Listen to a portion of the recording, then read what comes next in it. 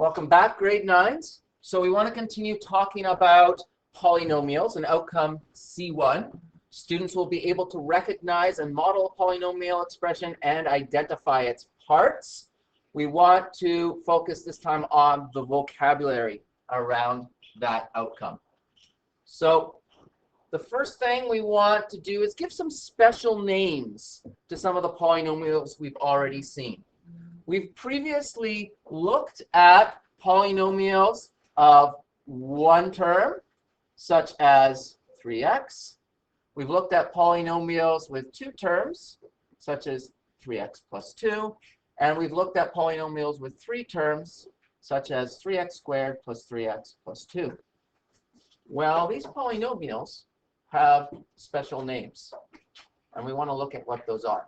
When we have only one term, such as 3x, we call that a monomial. Mono meaning one. When we have a two-term polynomial, like 3x plus 2, we call that a binomial.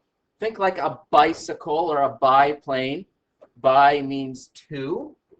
So when we have two terms, it's a binomial. And by the same logic, a tricycle has three wheels, so a trinomial has three terms. And an example of that would be something like 3x squared plus 3x plus 2. And that's our example of a trinomial. So monomials, binomials, and trinomials.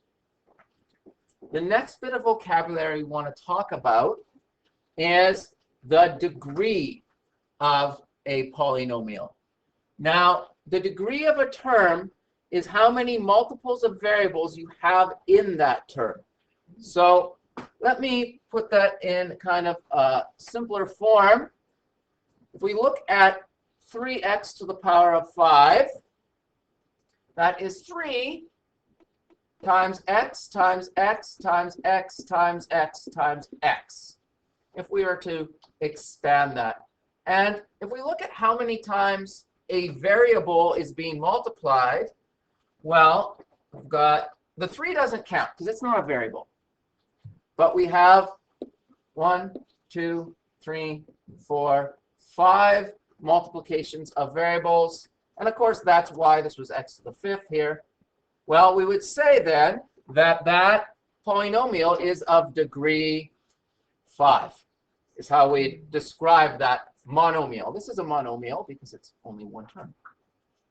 This is another monomial that we'll look at.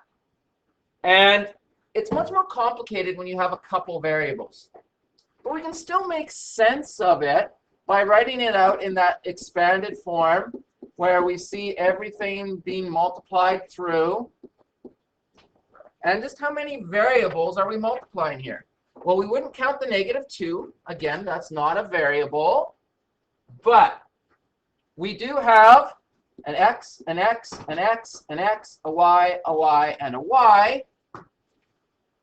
Okay, so we have a total of 1, 2, 3, 4, 5, 6, 7 variables.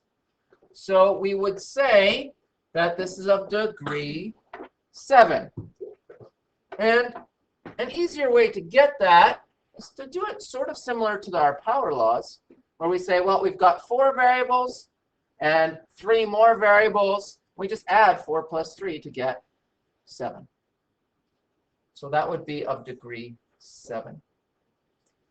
So that's what we do with each term within a polynomial. So if I wanted to look for the degree of a whole polynomial, I first start by doing each term within that polynomial. So this term would be of degree 2 by following the rules above. This term would be of degree 3 by following the rules above. Well, then we ask ourselves, which is the more important term, or which one has a higher degree? And that's 3. We look for the bigger number. And whichever term has the largest degree, that's the degree of the polynomial. So we just look at the number of degree of each term, pick the biggest number, that's our answer.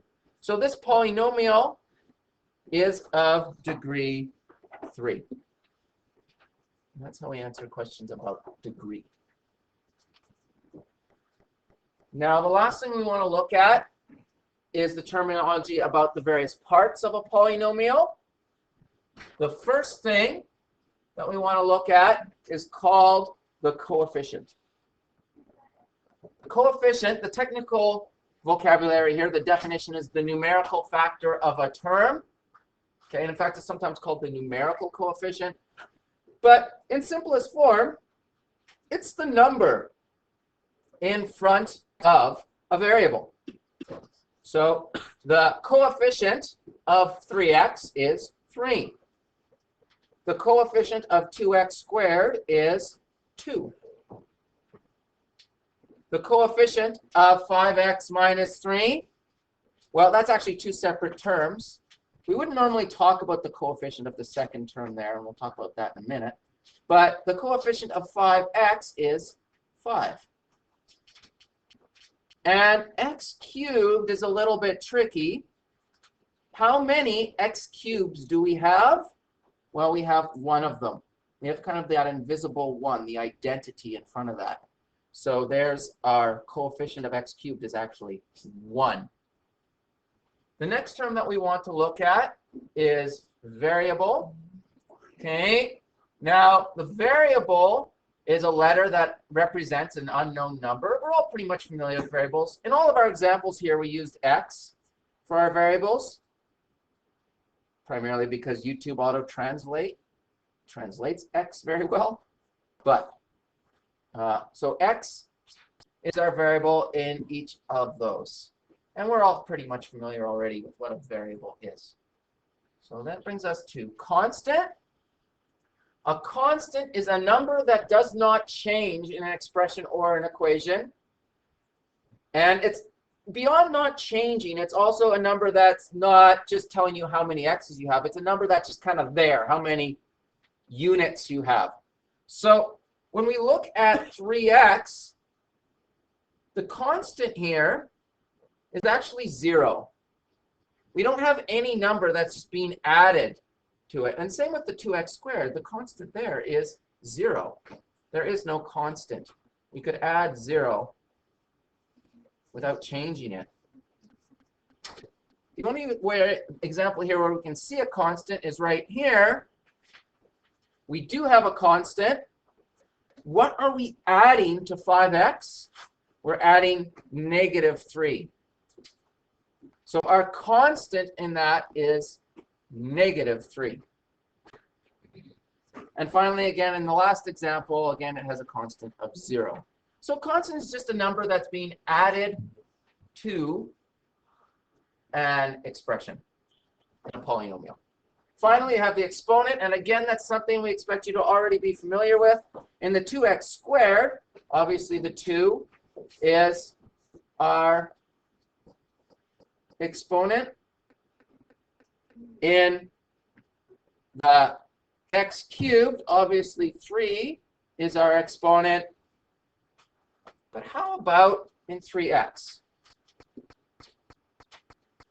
What is our exponent of x? Well, we have a single multiple of x, so it's 1. It's that invisible 1. Quite often we have an invisible 1 when we're talking about powers of multiplying, just like when we're talking about adding or subtracting, we sometimes have an invisible 0.